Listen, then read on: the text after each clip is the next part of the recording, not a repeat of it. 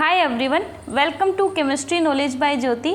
Guys, आज हम BSc first year और बीएससी सेमेस्टर फर्स्ट का एक टॉपिक संयोजकता बंध सिद्धांत वीबीटी के बारे में पढ़ने वाले हैं।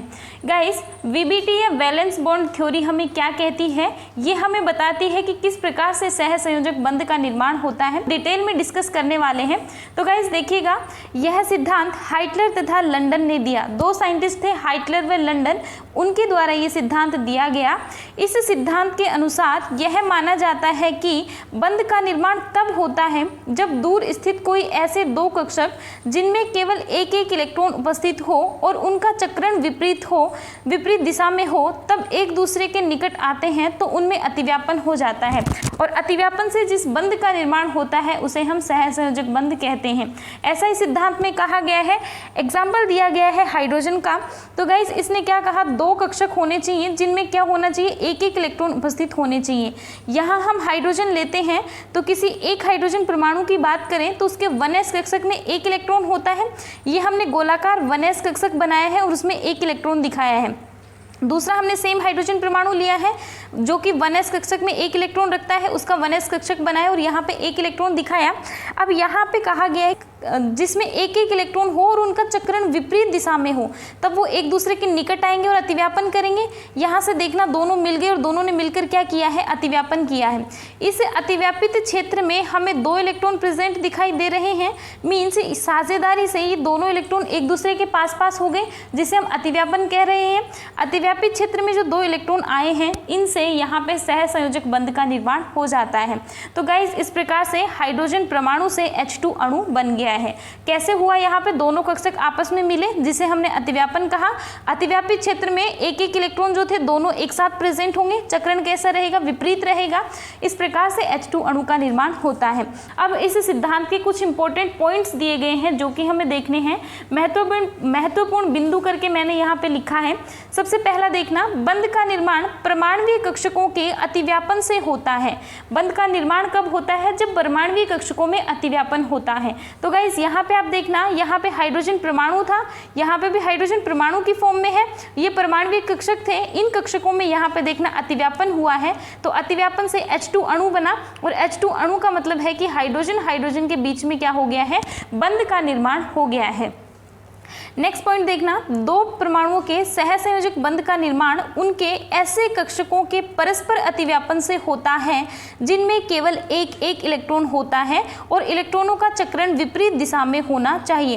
गाइस, यहाँ पे आप देखेंगे एक एक इलेक्ट्रॉन ही दोनों में प्रेजेंट है और जब हम दोनों एक साथ दिखा रहे हैं तो उनका चक्रण हमने कैसे दिखाया है, विपरीत दिखाया है। तो इन्होंने कहा है कि सहसंयोजक बंध का निर्माण कब होता है, जब दोनों कक्षकों में एक एक इलेक्ट्रॉन प्रेजेंट हो। गाइस, नेक्स्ट देखना, थर्ड पॉइंट, अतिव्यापन के बाद ऐसे कक्षक एक दूसरे के साथ मिल जाते हैं। जब ये अतिव्यापन होता है तो अतिव्यापन से कक्षक क्या होते हैं, एक दूसरे के साथ मिल जाते हैं। ऐसा हमें यहाँ पे दिखाई भी दिया है। अब नेक्स्ट हम देखेंगे, इस सिद्धांत के अनुसार दो परमाणु कक्षक अतिव्यापन करके इसलिए बंध बनाते हैं क्योंकि बंध बनने से अणु की ऊर्जा कम हो जाती है। और गाइस, आपको पता होगा कि जब भी किसी सिस्टम की ऊर्जा कम होती है मतलब वो स्थायित्व को प्राप्त करता है। इसीलिए यहाँ पे बोला गया है कि जब दो परमाणु कक्षक अतिव्यापन करेंगे तो बंध बनाएंगे। और बंध क्यों बनता है, क्योंकि इससे अणु की ऊर्जा कम हो जाती है और ऊर्जा कम होते ही उनको क्या मिल जाता है, स्थायित्व मिल जाता है। हर कोई स्थायित्व चाहता है, स्टेबिलिटी हर किसी को चाहिए होती है। इसीलिए दोनों एटम मिलकर एक अणु बनाएंगे, मॉलिक्यूल बनाएंगे, जिससे इसको स्टेबिलिटी मिलती है क्योंकि इसकी ऊर्जा का मान कम हो जाता है। गाइस, नेक्स्ट देखना, परमाणुवीय कक्षकों के अतिव्यापन से जो ऊर्जा निकलती है उसे बंध ऊर्जा कहा जाता है। यहाँ से जब इनमें अतिव्यापन होगा तो ऊर्जा निकलेगी, तभी तो इस अणु की ऊर्जा कम होगी और जो ऊर्जा निकली है उसे क्या कहा जाता है, बंध ऊर्जा का नाम दिया जाता है। नेक्स्ट आप देखेंगे, बंध क्षमता अतिव्यापन की प्रकृति पर निर्भर करती है। जितना अधिक अतिव्यापन होगा बंध उतना ही प्रबल बनेगा तथा बंध दूरी उतनी ही कम होगी। गाइस, देखना इसका क्या मतलब है, यहाँ पे जैसे ये दो कक्षक थे, दोनों कक्षकों ने समान रूप से मिलकर ऐसे अतिव्यापन कर लिया तो यहाँ पे अधिकतम अतिव्यापन हो गया। अब कुछ ऐसा हुआ होता, कक्षक हमारे पास कोई दूसरा रहता और उसमें ऐसा कुछ हुआ हो कि जैसे एक P कक्षक था, एक S कक्षक था, तो ये जब अतिव्यापन करेंगे तो यहाँ से अतिव्यापन कम होगा, तो कम अतिव्यापन होगा तो बंध कैसा बनेगा, दुर्बल बनेगा, और यदि अधिक अतिव्यापन होता है तो बंध प्रबल बनता है। इसीलिए अतिव्यापन कैसा होना चाहिए, अधिकतम होना चाहिए। इसके लिए हम ये भी कह सकते हैं कि अतिव्यापन जितना अधिक होगा बंध उतना ही प्रबल बनेगा। यहाँ पे देखना बंध प्रबलता का क्रम बताया गया। ट्रिपल बॉन्ड जो है वो सबसे अधिक प्रबल होता है, डबल बॉन्ड उससे कम प्रबल होता है, और सिंगल बॉन्ड सबसे कम प्रबल होता है। गाइस दूसरा यहाँ पे जिक्र किया है बंध दूरी का, तो आप ध्यान रखेंगे बंध जितना ज़्यादा प्रबल बनेगा बंध दूरी उतनी ही कम होगी। ये आप ध्यान रखेंगे, बंध जितना प्रबल होगा बंध दूरी उतनी ही कम होगी। और हमें दूसरा ध्यान रखना है कि जितना ज़्यादा अतिव्यापन होगा बंध उतना ही प्रबल बनेगा। गाइस ये था संयोजकता बंध सिद्धांत। अब हम देखने वाले हैं संयोजकता बंध सिद्धांत की क्या कमियां थी, ये इसकी सीमाएं क्या थी, उनके बारे में हमें डिस्कस करना है। तो गाइस कमियों में क्या देखा जाता है, जिसकी व्याख्या बंध इस सिद्धांत में करी गई है वहाँ से कुछ अपवाद हमें मिलेंगे कि वो उसकी व्याख्या नहीं मान रहे हैं, तो उसके लिए हम पढ़ने वाले हैं। तो सबसे पहले देखना, यह सिद्धांत H2 अणु के बनने की व्याख्या तो करता है लेकिन H2+ आयन के बनने की व्याख्या नहीं करता है। गाइस H2 अणु तो इसमें बन सकता है, कैसे बना है वो हमें दिखाया गया है, लेकिन H2+ आयन यदि हमें बनाना है तो VBT सिद्धांत के अकॉर्डिंग नहीं बनता है। गाइस देखना इसकी कंडीशंस में या इंपॉर्टेंट पॉइंट्स में हमें कहा गया था कि एक एक इलेक्ट्रॉन इनके पास होना चाहिए। यदि हम यहाँ से H2+ आयन बनाएंगे, और तो H2+ आयन का मतलब है, प्लस का मतलब है एक इलेक्ट्रॉन की कमी रहेगी, मीन्स हम सीधा सा कह सकते हैं कि यहाँ पे कोई एक कक्षक बिल्कुल खाली रहेगा, या फिर यहाँ जब आप अतिव्यापन करके बंध बनाओगे तो केवल एक इलेक्ट्रॉन उपस्थित होगा, दो इलेक्ट्रॉन नहीं रहेंगे, क्योंकि H2+ का मतलब ये एक इलेक्ट्रॉन की कमी है। तो यहाँ से ये जो एक इलेक्ट्रॉन रहेगा, एक इलेक्ट्रॉन से कोई बंध नहीं बनता है, ऐसा इस सिद्धांत के अकॉर्डिंग हम मान सकते हैं, क्योंकि इसने कहा कि एक एक इलेक्ट्रॉन दोनों का होना चाहिए। अब यहाँ पे एक एक इलेक्ट्रॉन हम नहीं रख सकते हैं, इसलिए हम कहेंगे कि ये सिद्धांत H2 अणु के बनने की व्याख्या तो करेगा, लेकिन H2+ आयन कैसे बनेगा इसकी व्याख्या इस सिद्धांत के द्वारा नहीं की जाती है। गाइस नेक्स्ट आप देखेंगे सेकंड पॉइंट, इस सिद्धांत द्वारा सहसंयोजक बंध के बनने की व्याख्या की जाती है, लेकिन उप सहसंयोजक बंध का निर्माण किस प्रकार होता है इसकी व्याख्या यह सिद्धांत नहीं करता है। गाइस सेम कॉन्सेप्ट यहाँ पे वापस से हम देखेंगे, यहाँ पे बोला गया कि एक एक इलेक्ट्रॉन उपस्थित होना चाहिए। यदि हम उप सहसंयोजक बंध बनाते हैं तो कुछ ऐसा होता है कि एक कक्षक बिल्कुल खाली रहेगा और दूसरे कक्षक में दोनों इलेक्ट्रॉन उपस्थित रहेंगे। दोनों इलेक्ट्रॉन इस कक्षक के साथ जब अतिव्यापन करेगा तो दोनों इलेक्ट्रॉन इस प्रकार से आ जाए तो उप सहसंयोजक बंध का निर्माण होता है।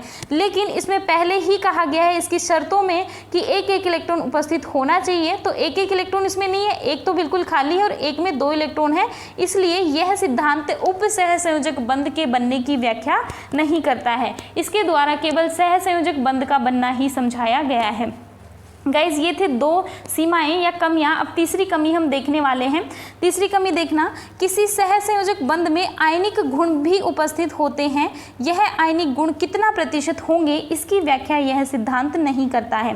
गाइज कोई भी बंध सहसंयोजक होता है तो सहसंयोजक होने के साथ साथ उसमें कुछ आयनिक गुण भी उपस्थित होंगे, और वो आयनिक गुण कितना प्रतिशत होंगे ऐसा इस सिद्धांत में कुछ नहीं कहा गया है। इसलिए हम कहेंगे कि आयनिक गुण की व्याख्या इस सिद्धांत के द्वारा नहीं की जाती है।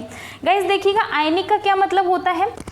जैसे मैंने यहाँ पे H के बीच में एक बंध बनाया है, तो देखना X को यदि हैलोजन माना जाए, H हाइड्रोजन है, तो हैलोजन की विद्युत ऋणात्मकता हाइड्रोजन की तुलना में ज़्यादा होती है। तो जब हम बंध बनाएंगे, जब बंध सहसंयोजक रहेगा तब तो इस बंध के दोनों इलेक्ट्रॉन बिल्कुल सेंटर में उपस्थित होंगे, लेकिन जब इसकी विद्युत ऋणात्मकता ज़्यादा है तो ये इन दोनों इलेक्ट्रॉनों को अपनी तरफ आकर्षित करेगा, और ये दोनों इलेक्ट्रॉन किसकी तरफ रहेंगे, X की तरफ ज़्यादा रहकर हाइड्रोजन की तरफ कम रहते हैं। तो बंध इस प्रकार से जब बनता है तो उसे हम कौन सा बंध कहते हैं, आयनिक बंध कहते हैं, या फिर हम कहेंगे कि इस सहसंयोजक बंध में आयनिक गुण उपस्थित हैं, लेकिन ये गुण कितना प्रतिशत होंगे इसकी व्याख्या इस सिद्धांत के अनुसार नहीं की जाती है। तो गाइज ये था संयोजकता बंध सिद्धांत या वैलेंस बॉन्ड थ्योरी, और इसकी कमियां क्या क्या हो सकती हैं वो भी आपके सामने रखी गई हैं। तो ये था आज का टॉपिक। आई होप आज की क्लास आपको समझ में आई होंगी। यदि आपको वीडियो अच्छा लगा है तो लाइक शेयर और सब्सक्राइब जरूर कीजिएगा। Thank you so much for watching.